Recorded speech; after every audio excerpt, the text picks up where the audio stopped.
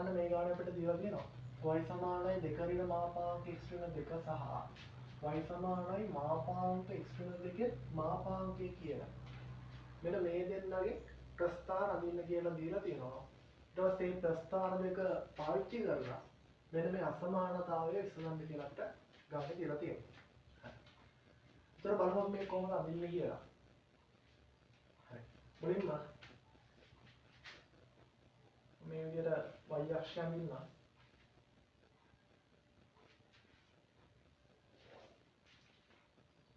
ඉතින් x අක්ෂය ගන්න. මෙතන ඕන අක්ෂය. හරි. අපි එකපාරට මේ ප්‍රස්ථාර දෙක අඳිමු. ඕනම ප්‍රස්ථාරයක් අඳින්න පුළුවන් කොහොමද? ඕනම ප්‍රස්ථාරයක් අඳින්න පුළුවන් මෙන්න මේවා විදිහට ගන්නවා.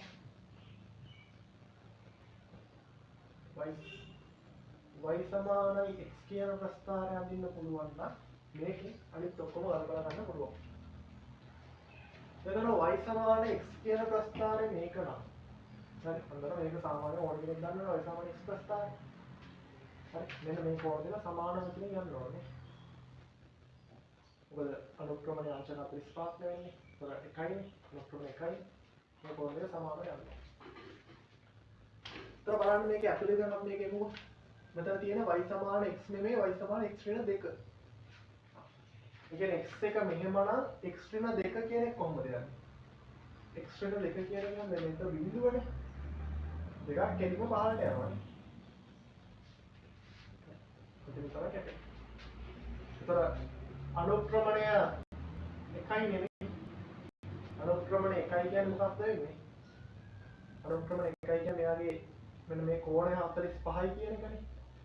ඒතර මේක 45යි නම් අපි දන්නවා මෙතන ඍණ දෙකෙන් නම් කැපෙන්නේ මේකත් ධන දෙකකින් තමයි කැපෙන්න ඕනේ.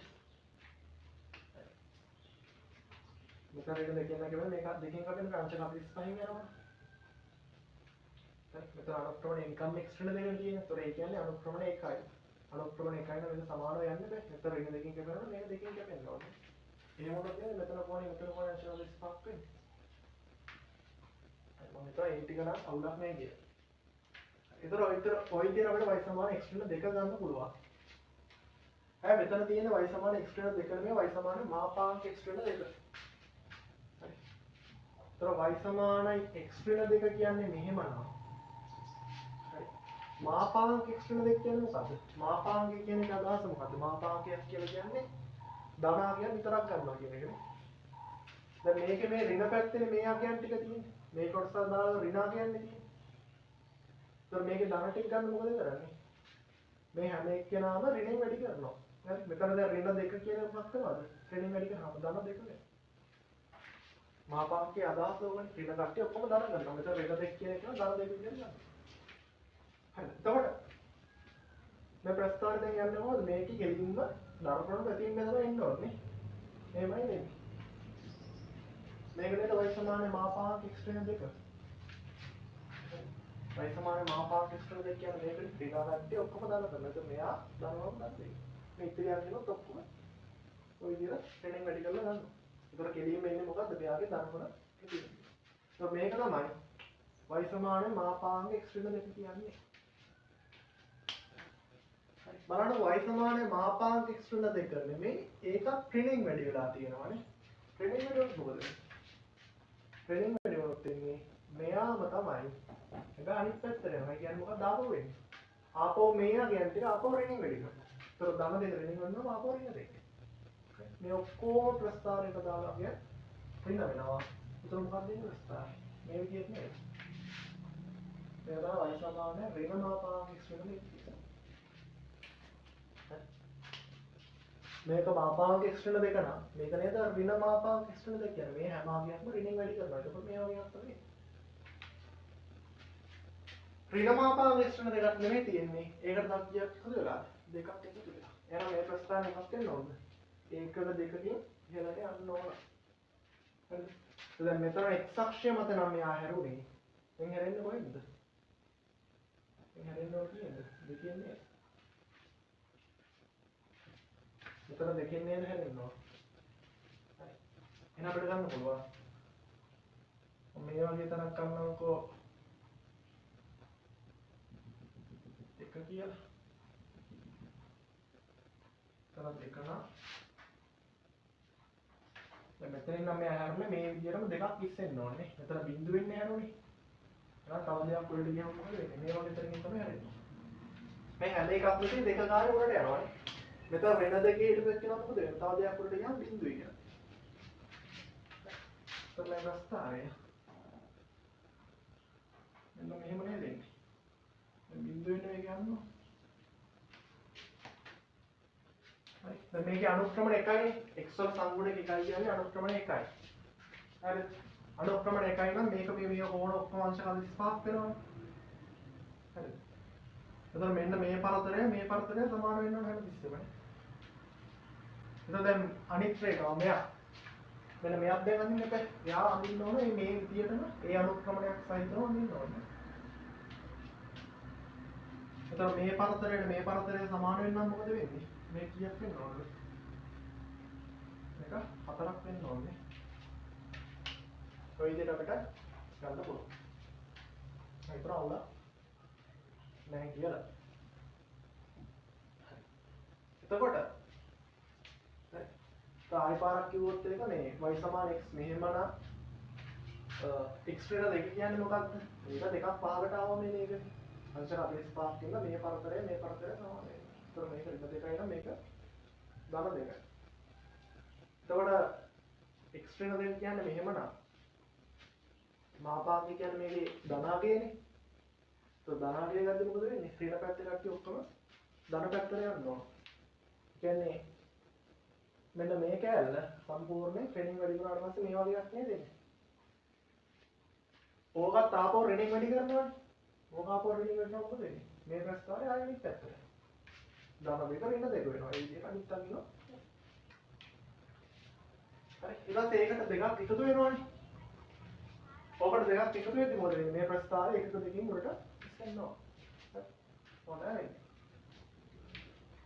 හරි. ඊළඟට මේ ප්‍රස්තාවය දැන් මේ කොටස් දෙකට අපි නම් දෙකක් ගත්තොත් කැලරි දෙක වෙනවා නම් කරන්න පුළුවන් අපි. මේ ප්‍රස්තාවයේ කැලරි දෙකයි කොහොමද එන්නේ? y = 2 ඍණ. මෙයා ධන අවස්ථාව තියෙනවා ඒ වගේම ඍණ අවස්ථාව තියෙනවානේ. ධන අවස්ථාවෙන් විදිහට x ඍණ 2. y = ඍණ x ධන 4ක් එනවානේ. මේ එක කැලලක්. ඊළඟට මෙන්න මේ කොටස ඍණ අවස්ථාව අපිට හිතන්න පුළුවන්.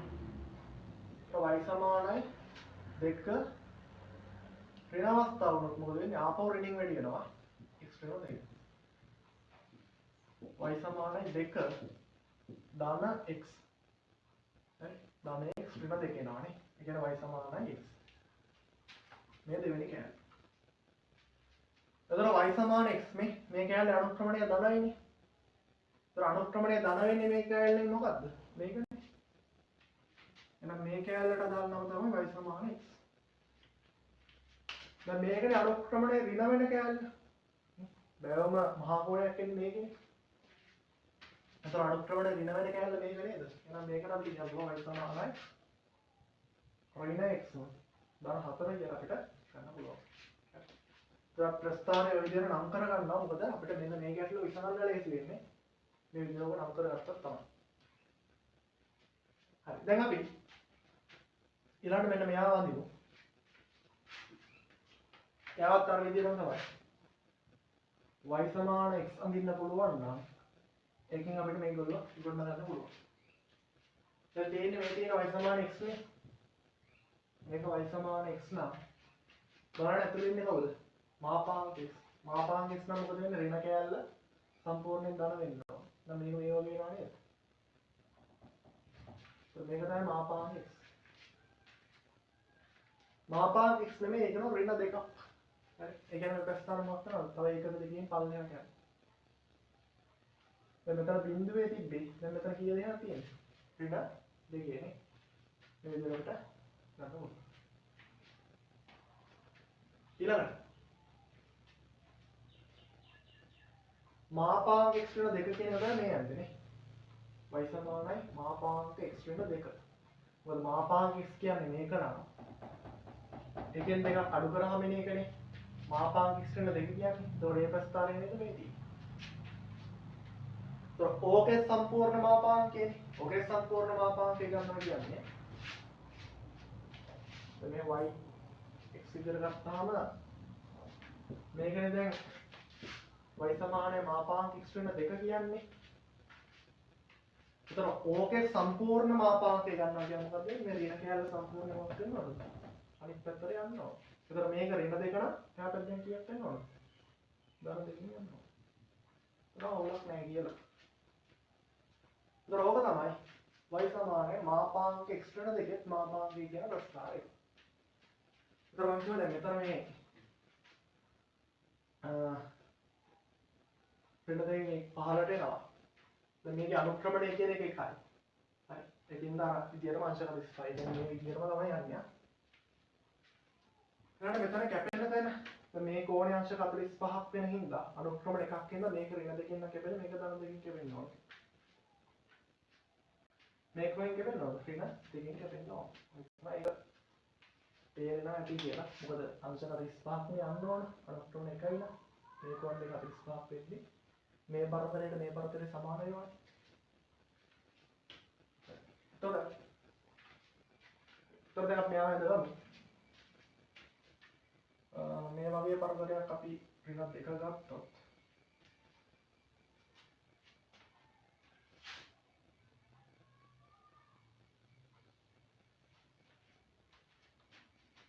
හරි. તો යන්නේ කොතනද? ධන දෙකට නේ. දැන් වෙන ධන දෙකට යනවා. ඊට ආපහු දෙකෙන්ම තමයි යන්නේ.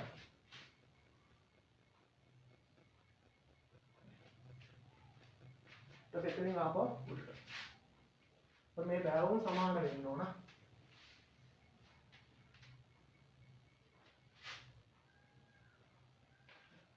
මේ බැලුම් හැමතිස්සෙම සමාන අංශක 45ක් වගේ වෙන්න ඕන. එතකොට ඔය ක්‍රමයෙන් අපිට ප්‍රස්ථාරයට ගන්න පුළුවන්. මම හිතනවා ඔය ක්‍රමයෙන් අපිට ඉක්මනට ඇඳින්න පුළුවන් කියලා ඔක පුරුදු වුණා.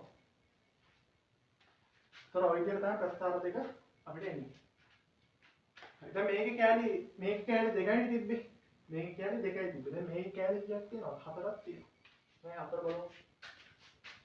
y සමානයි මාපාංක x ඍණ දෙක කියන එක ප්‍රධාන වශයෙන් කෑලි දෙකකට කඩන්න පුළුවන් නේ. මොකද මේ ප්‍රධාන ඒ කියන්නේ මෙන්න මේ මාපාංකය ධන අවස්ථාවේ ඍණ අවස්ථාවේ සැලකුවොත් y සමානයි මාපාංක x ඍණ දෙකයි. y සමානයි ඍණ මාපාංක x. මෙයා ඍණයෙන් එළුණාම ධන දෙක. ඔන්න ඔය කියන අවස්ථාවේ කියනවනේ. මෙයා මාපාංකයෙන් කරද්දි ධන අවස්ථාව වෙනවා අනිත් එක ඍණ අවස්ථාව වෙනවා. ඊට මේකත් තව කැලේ දෙකකට ගන්නවා නේ. y සමානයි x ඍණ දෙක. මේක y සමානයි ඍණ x ඍණ දෙක. මේකත් කැලේ දෙකකට ගන්නවා y සමානයි ඍණ x ධන දෙක. y සමානයි ධන x ධන දෙක. ධන අවස්ථාව ගන්නවා ඊට පස්සේ ඍණ අවස්ථාව ගන්නවා. දැන් මේ බලන්නකො මෙයාගේ අනුක්‍රමණය ධනයි. මෙයාගේ අනුක්‍රමණය ධනයි. එහෙනම් බලන්න ප්‍රස්ථාරයේ අනුක්‍රමණය ධන වෙන කෑලි දෙක. එකක් මේ කෑල්ල අනිත් එක මේ කෑල්ල.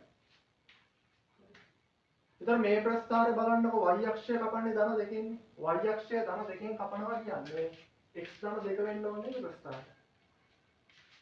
y අක්ෂය ධන දෙකෙන් කපනවා කියන්නේ මෙයා වෙන්න බෑනේ. ඍණ දෙක කියන්නේ ඍණ දෙකෙන් කපනවා කියන්නේ. අතන ධන දෙක නම් ධන දෙකෙන් කැපෙන්න ඕනේ. එහෙනම් මේ කෑල්ල වෙන්නේ y සමානයි x ධන දෙක නේද? එතකොට මේක මොකද්ද? y සමානයි x ඍණ දෙක වෙනවා. එතකොට මේක දික් කරාම කතිය බලන්න පුළුවන්. එතකොට ඍණ දෙකෙන් තමයි කැපෙන්නේ. ඊළඟ ඍණ වෙන ප්‍රස්ථාර දෙක මේ දෙකනේ. මේ අනුක්‍රමණය ඍණ වෙන්නේ මේ කෑලි දෙකේ. හරිද බලන්න. ඍණ x ඍණ දෙක තියෙනවා ඍණ x ධන දෙක තියෙනවා. එතකොට බලන්න ධන දෙක හරහා යන්නේ කවුද? ධන දෙක හරහා යන්න ඕනේ y අක්ෂය ධන දෙකෙන් කපන්න ඕනේ දැන් මෙහෙම වෙන්නනේ. එතකොට y අක්ෂය ධන දෙකෙන් කපන්නේ මේකනේ. එහෙනම් මේක තමයි මොකද්ද? y සමාන ඍණ x ධන දෙක. මේ කෑල්ලේ තුන මොකක්ද? ඍණ x ඍණ දෙකනේ. y සමාන ඍණ x ඍණ දෙක. මේක දික් කරාම තේරෙනවා ඍණ දෙකෙන් කපන බව. ඔය විදිහට අපිට සරලව මේ ප්‍රස්ථාරය අඳින්න පුළුවන්. ඔබ පුරුදු වුණොත් අපිට එකපාර අඳ ගන්න පුළුවන්. හරි. දැන් මොකද්ද කියන්නේ? ඔක තමයි ප්‍රස්ථාර දෙක. මේ දෙක හරි. මුලින්ම ගියේ ප්‍රස්ථාර දෙක අඳින්න කියලා. ඒක හරි. ඊට පස්සේ මොකද්ද කියන්නේ? මේ දෙක පාවිච්චි කරලා මේ අසමානතාවය විසඳන්නලු. බලන්න මේ අසමානතාවයෙන් මේ දෙක පාවිච්චි කරලා විසඳන්න කියනවා නම් අනිවාර්යෙන්ම මේ අසමානතාවය ඇතුලේ මේ දෙන්න ඉන්න ඕන ඇංගිලා. ඒක අපි හොයා ගන්න ඕන. බලන්න ඕක. හරි. මේ බලන්න. මේක මම ලියා ගන්නවා මෙහෙම.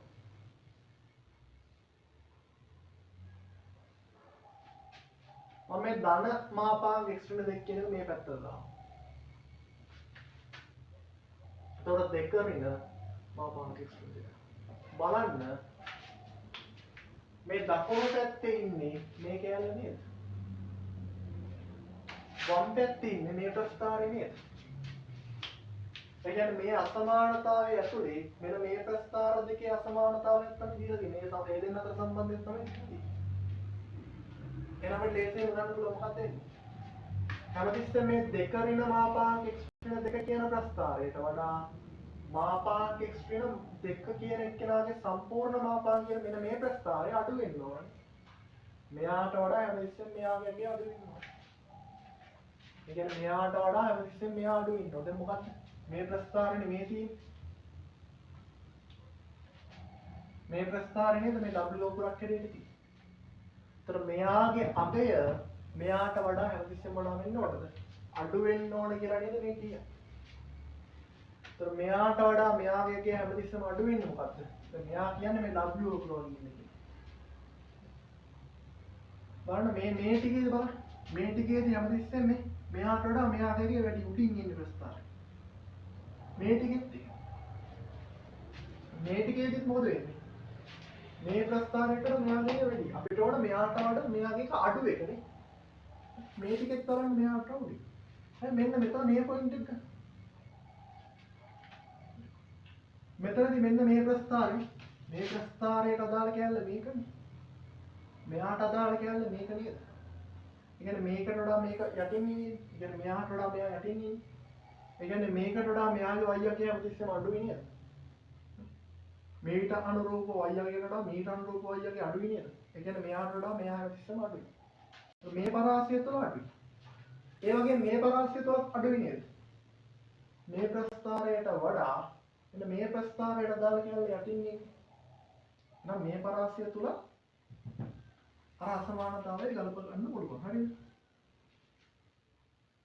අර අසමානතාවය ගැලපෙනවා මෙන්න මේ පරාසය තුළ. දැන් මෙතනින් එහාට ගැලපෙන්නේ නැහැ. ආපහු මේ අගය මෙයාට වඩා අඩු වෙලා නේ තියෙන්නේ. මේකනේ. මෙයා වෙන්නේ. මේ කැලල තමයි මෙයා වෙන්නේ. එතන මේකට වඩා මෙයා අඩුයිනේ. ඒ කියන්නේ මෙයාට වඩා මෙයා මොන වෙලාද? වැඩි වෙලා එතන. එහෙනම් මේ අසමානතාවයට හරියන්නේ මෙන්න මේ පරාසය නේද? ඒ පරාසය තුළ නේද මෙයාට වඩා මෙයා අඩුයින් ඉන්නේ. හරි. එහෙනම් මේ දෙක හොයන්න ඕන. මම මෙතනට දාන x1 කියලා මෙතන මම දාන්න x2 කියලා. x1 හොයමු අපි. x1 හොයන්න නම් මොකද වෙන්නේ? මේ x1 කියන එක ආදේශ වෙනවා මේ දෙන්නත් නේ. මේ පොයින්ට් එකට නේ.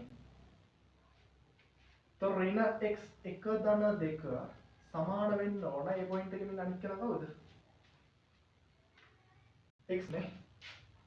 x 1ට සමාන වෙන්න ඕන. ඒතර මේක සුළු කරනම ගන්න පුළුවන්. x1 කියන්නේ මොකක්ද? 1යි x1 1 කියලා ගන්න පුළුවන්. ඊළඟට s2 කියන කෙනා මේ පොයින්ට් එකෙන් හම්බ වෙනවනේ. ඒතර එතනට අදාළ x2 ඍණ 2 සමානයි. මේ පොයින්ට් එකට අදාළ ඊළඟ කියන්නේ මොකද්ද? මේක නේද? ඍණ x2 ධන 4. සුළු කරොත් මේ පැත්තට දෙකක් x2 මෙහෙට ගියාම 6යි. ඒ කියන්නේ x2 සමානයි කියලා 3යි. ඒතර මෙන්න මේ පරාසය තුල තමයි මෙන්න මේ අසමානතාවයට ගැලපෙන්නේ. අපිට ලියන්න පුළුවන්. එම නිසා මොකක් වෙන්න ඕනද මේ පරාසය කියන්නේ? x එක කියන්නේ එකනේ. එකට වඩා විශාලයි හෝ සමානයි x පුටයි හෝ සමානයි. මෙතන x2 කියන්නේ කීයද? 3. එතකොට මේ අසමානතාවයට අදාළ උත්තරය අපිට ඔන්න විදිහට ප්‍රස්තාරයෙන් ගන්න පුළුවන්.